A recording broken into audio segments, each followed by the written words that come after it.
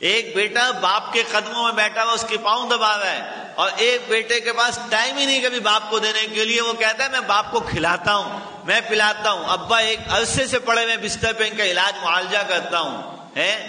کون کہے گا اچھا کون کر رہا ہے؟ کون کہے گا اچھا کون کر رہا ہے؟ یہ زمین کا نظام ہے، زمین کے اندر نظام ہے.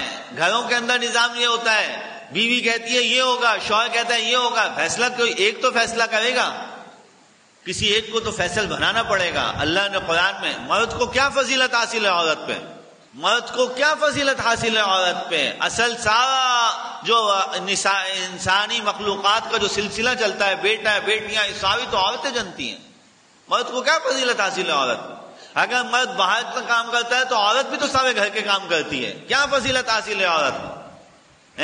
رسول اللہ علیہ الصلوۃ والسلام نے بھی بتایا یہ بات ہے. بولا کوئی ایسی فضیلت نہیں ہے کہ تم اپنی فضیلت کے گھمنڈ میں پڑ جاؤ میں مرد ہوں. بولا نہیں نہیں نہیں، یہ نظام چلانے کے لیے اللہ نے مرد کو مرتبہ دیا. کہا بس الرجال قوامون، ہم مرد کو نظام چلانے کے لیے ایک مرتبہ دے رہے ہیں تاکہ کوئی ایک فیصلہ تو کرے گھر کے اندر.